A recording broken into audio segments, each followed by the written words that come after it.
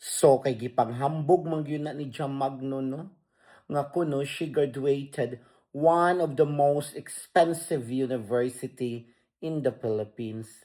So atong i-research ang mga most expensive university sa Pilipinas ug ang ilang tuition.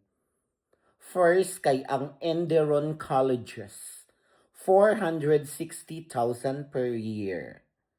Second, Center for International Education British School, 450,000 plus. Southville Foreign University, 390 to 450,000. MINT College, 240,000. De La Salle University, 250,000.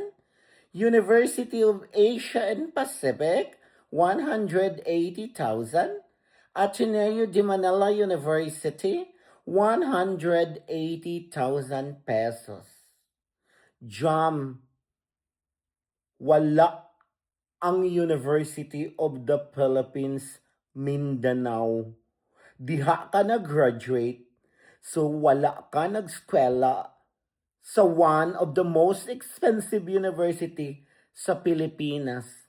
Nagdamgo ka Jam. Sa imong pagkahambugera, nagdamgo ka. Pagmata Jam, basin urumon ka. Ah! Tabang.